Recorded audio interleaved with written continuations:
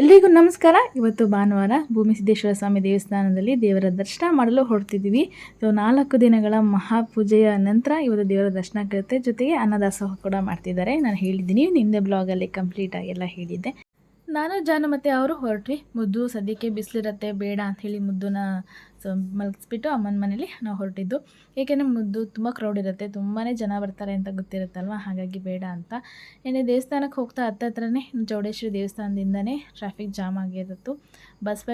Bus ಕೂಡ ತುಂಬಾ ಹಾಕಿದ್ರು. ಬಸ್ಸಲ್ಲಿ ತುಂಬ ಜನ ಬರ್ತಾಯಿದ್ರು, ಅಷ್ಟೇ ಜನ ಕೂಡ ಆಚೆ ಹೋಗ್ತಾಯಿದ್ರು.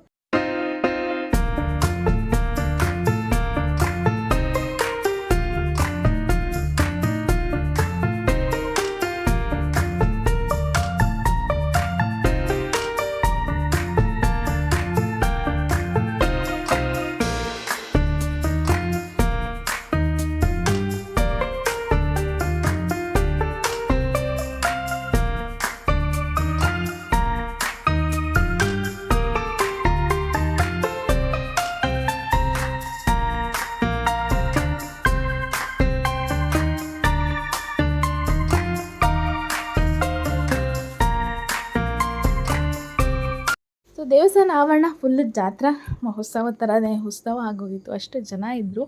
ಅಲ್ಲೆಲ್ಲ ಅಂಗಡಿಗಳು, ಆಮೇಲೆ ಮಕ್ಕಳಿಗೆಲ್ಲ ಆಟ ಆಡಿಸೋದಂಥದ್ದು ಎಲ್ಲ ಕೂಡ ಇತ್ತು. ಹಾಗೆ ನಾವು ಅಂದ್ಕೊಂಡ್ವಿ ತುಂಬ ಕ್ಯೂ ಇರುತ್ತೆ, ದೇವರ ದರ್ಶನ ಎಲ್ಲ ಮಾಡಬೇಕು, ಹಾಗಾಗಿ ಬೇಗ ಹೋದರೆ ಉತ್ತಮ ಅಂತ. ಸೊ ನಾವು ಮಧ್ಯಾಹ್ನ ಒಂದು ಗಂಟೆ ಸಮಯಕ್ಕೆ ನಾವು ಹೊರಟಿದ್ದು. ಅಷ್ಟರಲ್ಲೇ ಇಷ್ಟು ಜನ ಇದ್ದರು. ಬೆಳಗ್ಗೆಯಿಂದಲೂ ದೇವರ ದರ್ಶನ ನಡೀತಾನೆ ಇತ್ತು. ಬೆಳಗ್ಗೆ 6 ಗಂಟೆಯಿಂದಲೇ ಪೂಜೆ ಎಲ್ಲ ಮುಗಿಸಿ ದೇವರ ಪ್ರತಿಷ್ಠಾಪನೆ ಕೂಡ ನಡೆದಿತ್ತು. ಸೊ ದೇವರ ದರ್ಶನಕ್ಕೆ ಅವಕಾಶ ಮಾಡಿಕೊಟ್ಟಿದ್ರು. ಸೊ ನನಗೆ ಆಟ ಸಾಂಬ ನೋಡಿದ ತಕ್ಷಣ ನೆನಪಾಗ್ತಿರುತ್ತೆ. ಸೊ ಚಿಕ್ಕವರಿದ್ದಾಗ ನಾವೆಲ್ಲ ತೊಗೋಬೇಕು ಅನ್ಕೋತಾ ಇದ್ವಿ. ಇವತ್ತು ಮಕ್ಳಿಗೆ ಕೊಟ್ಟರು ಅದನ್ನು 1-2 ನಿಮಿಷಕ್ಕೆ ಕೂಡ ಇಟ್ಕೊಳ್ಳಲ್ಲ, ಅದೆಲ್ಲ ಬಿಸಾಕ್ಬಿಡ್ತಾರೆ. ಸೊ ನಮ್ಗೆ ಎಷ್ಟು ಚಿಕ್ಕ ವಯಸ್ಸಿದ್ದ ನೆನಪುಗಳು ಎಷ್ಟು ಚೆನ್ನಾಗಿ ಕಾಡ್ತಿರುತ್ತಲ್ಲ ದೇವಸ್ಥಾನಕ್ಕೆ ಜಾತ್ರೆಗೆಲ್ಲ ಬಂದರೆ.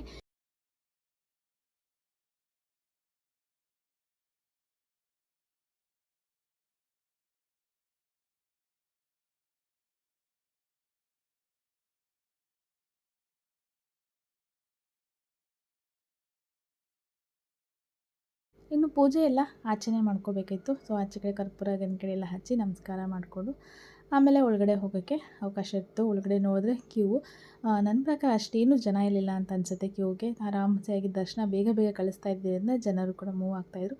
ಸೊ ನೋಡ್ತಿರಲ್ಲ ಇಷ್ಟೇ ಈ ಕ್ಯೂ ಇದ್ದಿದ್ದು. ನಾನು ಅಂದ್ಕೊಂಡು ತುಂಬ ದೊಡ್ಡದಾಗಿರುತ್ತೆ ಅಂತ. ಆಮೇಲೆ ಆ ಜನ ಬೇಗ ಬೇಗ ಮೂವ್ ಆಗ್ತಾ ಇರುತ್ತೆ, ಹಾಗಾಗಿ ದರ್ಶನಕ್ಕೆ ಬೇಗ ಸಿಕ್ತು. ಸೊ ತುಂಬ ಚೆನ್ನಾಗಿ ಅಲಂಕಾರ ಕೂಡ ಮಾಡಿದರು ಹೂವಿನಿಂದ. ದೇವಸ್ಥಾನ ಫುಲ್ಲು ಅಲಂಕಾರ, ಇಷ್ಟು ಜನ ಸೇರಿದ್ದಾರೆ ಅಂತ. ಸೊ ಬೆಳಗ್ಗೆಯಿಂದನೂ ಇಷ್ಟು ಜನ ಬರ್ತಾ ಇದ್ದಾರೆ ಹೋಗ್ತಾ ಇದ್ದಾರೆ ಅಂದರೆ ನಿಜಕ್ಕೂ ಎಂಥ ಪುಣ್ಯ ಪವಿತ್ರವಾದ ಸ್ಥಳ ಅಂತ ಅನಿಸುತ್ತೆ. ಸೊ ಲೈನಲ್ಲಿ ನಾವು ಕೂಡ ನಿಂತ್ಕೊಂಡ್ವಿ. ಇನ್ನು ದೇವರ ದರ್ಶನ ಮಾಡಿ ಆಚೆ ಬರ್ತಾ ಇದ್ದಂಗೆ ಪೂಜೆ ಎಲ್ಲ ಮಾಡಿದಂಥ ಸ್ಥಳ ಆಗಿರ್ಬೋದು, ಶಿವನ ಒಂದು ಭಾವಚಿತ್ರ ಬಿಡಿಸಿರೋದಾಗಿರ್ಬೋದು ತುಂಬಾ ಚೆನ್ನಾಗಿತ್ತು. ಅಲ್ಲಿದ್ದ ಬಸವಂಗೂ ಕೂಡ ನಮಸ್ಕಾರ ಮಾಡಿಕೊಂಡು ಕಳಿಸ್ತಾಯಿದ್ರು. ಸೊ ಬಸವಪ್ಪ ಕೂಡ ಇರುತ್ತೆ ದೇವಸ್ಥಾನದಲ್ಲಿ.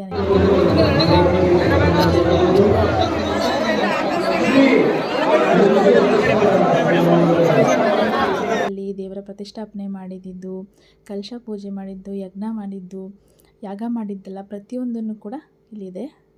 ಸೊ ಇಲ್ಲೂ ಕೂಡ ನಾವು ಕೂತ್ಕೊಂಡು ಅಲ್ಲಿ ಕಪ್ಪು ದುಳ್ತಾ ಎಲ್ಲ ಇರುತ್ತೆ, ಅದೆಲ್ಲ ಹಾಕ್ಕೊಂಡು ಸ್ವಲ್ಪ ಹೊತ್ತು ದೇವರ ಮುಂದೆ ಕೂತಿ ಆಮೇಲೆ ನಾವು ಅಲ್ಲಿಂದ ಹೊರಟಿದ್ದು.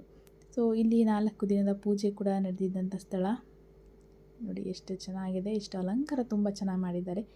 ಶಿವನ ನೋಡಲೇ ಒಂದು ಖುಷಿ. ಶಿವ ಅಂದ ತಕ್ಷಣ ಏನೋ ಮನಸ್ಸಲ್ಲಿ ಒಂದು ಅದ್ಭುತವಾದಂತಹ ಒಂದು ಪಾಸಿಟಿವ್ ಎನರ್ಜಿ ಬರುತ್ತೆ. ಸೊ ಶಿವನಿಗೆ ಆ ಮಹತ್ವ ಇದೆ. ಶಿವ ಅಂತೆ ಎಲ್ಲ ದೇವರುಗಳಿಗಿಂತ ಬೇಗನೆ ಒಲಿಯುವಂತಹ ದೇವರಂದರೆ ಶಿವ ಮಾತ್ರ. ಶಿವ ಭಕ್ತರಿಗೆ ಬೇಗ ಒಲಿತಾನೆ, ಭಕ್ತಿಗೆ ಬೇಗ ಮನಸ್ಸೊಲ್ತಾನೆ ಅಂತ ಹೇಳ್ಬೋದು. ಶಿವನ ದರ್ಶನ ಮಾಡಿ ತುಂಬ ಚೆನ್ನಾಗಿದೆ. ದೇವರ ದರ್ಶನ ಬಹಳಷ್ಟು ಚೆನ್ನಾಗಿತ್ತು. ಬಟ್ ಅಲ್ಲೆಲ್ಲ ವೀಡಿಯೋಸ್ ಮಾಡೋಕ್ಕೆ ಅವಕಾಶ ಇರಲಿಲ್ಲ, ಹಾಗಾಗಿ ಮಾಡಿಲ್ಲ. ತುಂಬಾ ಚೆನ್ನಾಗಿದೆ ದೇವರು. ಮತ್ತೊಮ್ಮೆ ಯಾವಾಗಲಾದರೂ ಕರ್ಕೊಂಡು ಹೋದಾಗ ಖಂಡಿತವಾಗ್ಲೂ ನಿಮಗೆ ತೋರಿಸ್ತೀನಿ ನಾನು ದೇವರನ್ನು. ಮುದ್ದನ್ನು ಕರ್ಕೊಂಡು ಒಂದಿನ ಬರಬೇಕು ಅಂತ ಕೂಡ ಅಂದ್ಕೊಂಡಿದ್ದೀನಿ. ಸೊ ಆವಾಗವಾಗ ಬರ್ಬೋದು, ಏಕೆಂದರೆ ನಮ್ಮ ಮನೆಗೆಲ್ಲ ಸ್ವಲ್ಪ ಹತ್ತಿರ ಅಂತಲೇ ಹೇಳ್ಬೋದು. ಸೊ ಹಾಗಾಗಿ ಬರೋಕ್ಕೆ ಈಸಿ ಆಗುತ್ತೆ. ಇಲ್ಲಿ ಬಂದರೆ ಇನ್ನೂ ಜಾತ್ರೆ ನೀವು ನೋಡ್ಬೋದು. ಜಾತ್ರೆಯಲ್ಲಿ ಏನಿದೆಯೋ ಅದೇ ಆಟ ಸಾಮಾನು ಆಗಿರ್ಬೋದು ಎಲ್ಲ ಕೂಡ ಇರುತ್ತೆ. ಎಲ್ಲ 100 ರೂಪೀಸ್. ಸೊ ಅಂತ ನೋಡಿಕೊಂಡು ರೌಂಡ್ ಹೊಡ್ಕೊಂಡು ಅಲ್ಲಿಂದ ಇನ್ನು ಹಾಗೆ ಊಟಕ್ಕೆ ಕೂಡ ವ್ಯವಸ್ಥೆ ಇದ್ದಿದ್ದರಿಂದ ತುಂಬ ಚೆನ್ನಾಗಿ ವ್ಯವಸ್ಥೆ ಮಾಡಿದರು ಊಟಕ್ಕೆ.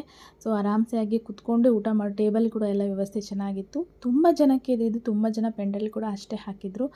ಸೊ ಆರಾಮಾಗಿ ತುಂಬ ಬಿಸಿಲಿದ್ದರಿಂದ ಊಟಕ್ಕೆ ತುಂಬ ಚೆನ್ನಾಗಿ ವ್ಯವಸ್ಥೆ ಮಾಡಿದ್ದಾರೆ. ಅಷ್ಟು ಬಿಸಿಲಲ್ಲಿ ಕೂತ್ಕೊಂಡು ಊಟ ಮಾಡೋದು ಬಿಸಿಲಲ್ಲಿ ತುಂಬ ಕಷ್ಟ ಆಗ್ತಿತ್ತು. ಬಟ್ ಪೆಂಡಲ್ ಹಾಕೋ ಇರೋದ್ರಿಂದ ಆರಾಮಾಗಿ ಎಲ್ಲರೂ ಕೂಡ ಕೂತ್ಕೊಂಡು ಊಟ ಮಾಡ್ಬೋದು. ಸೊ ಬರೋ ಭಕ್ತಾದಿಗಳಿಗೆಲ್ಲರೂ ಕೂಡ ಪ್ರಸಾದ ಆಯಿತು. ಯಾರೂ ಪ್ರಸಾದ ಇಲ್ಲ ಅನ್ನೋ ಹಾಗೆ ಇರಲಿಲ್ಲ. ಅಷ್ಟು ಚೆನ್ನಾಗಿ ಅಷ್ಟು ರುಚಿಯಾಗಿ ಕೂಡ ಪ್ರಸಾದಗಳನ್ನ ಮಾಡಿದರು. ಇಲ್ಲಿ ನೋಡ್ತಿರ್ಬೋದು ಜನರು ಬರ್ತಾ ಇದ್ದಾರೆ, ಕೂತ್ಕೊತಿದ್ದಾರೆ. ಅವರು ನೆಕ್ಸ್ಟ್ ಪಂಕ್ತಿ ಥರ ಹೇಳ್ತಾ ಇದ್ದಾರೆ. ಸೊ ಒಂದು ಹಬ್ಬದ ವಾತಾವರಣ. ಸೊ ಹಬ್ಬದ ಮನೆಗಳಲ್ಲಿ ಹೇಗಿರುತ್ತೋ ಆ ವಾತಾವರಣದಲ್ಲಿರುತ್ತೆ.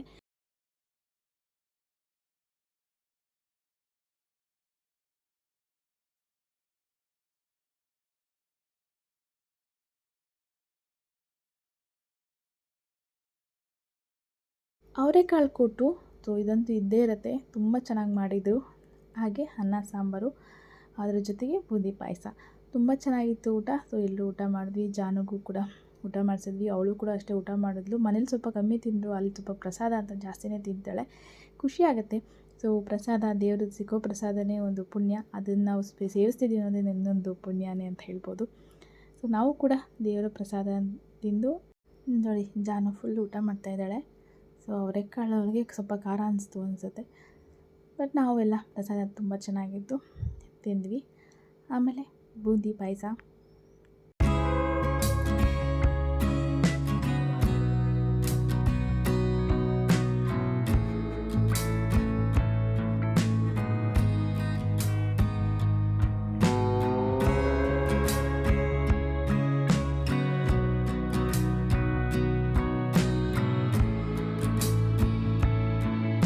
ಇನ್ನು ಅಡುಗೆ ಮಾಡಿರೋ ಜಾಗ ನೋಡ್ತಿರ್ಬೋದು. ಎಷ್ಟು ದೊಡ್ಡ ದೊಡ್ಡ ದಬ್ಬರೆಗಳಲ್ಲಿ ಅಡುಗೆ ಮಾಡಿದ್ದಾರೆ.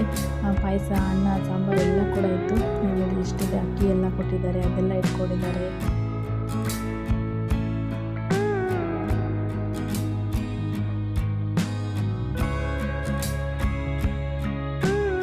ನೋಡ್ತಿರ್ಬೋದು ಎಷ್ಟು ಜನ ಬರ್ತಿದ್ದಾರೆ. ಅಷ್ಟು ಜನ ಇವಾಗ ಊಟ ಮಾಡಿ ಆಚೆ ಹೊರಟಿದ್ದಾರೆ. ಸೊ ಎಲ್ಲೂ ಕೂಡ ಅಷ್ಟೇ ಊಟ ಮಾಡಿಕೊಂಡು ನಾವು ಈಗ ಹೊರಟ್ವಿ. ಸೊ ಹೊರಡಬೇಕಾದ್ರೆ ನೋಡಿ ಎಷ್ಟು ಜನ ಇದ್ದಾರೆ. ಎಲ್ಲ ಕೂಡ ಆಟೋ, ಬಸ್ಸು ವ್ಯವಸ್ಥೆ ಇರುತ್ತೆ. ಆರಾಮ್ಸೆ ಬಂದು ಹೋಗ್ಬೋದು ದೇವಸ್ಥಾನಕ್ಕೆ.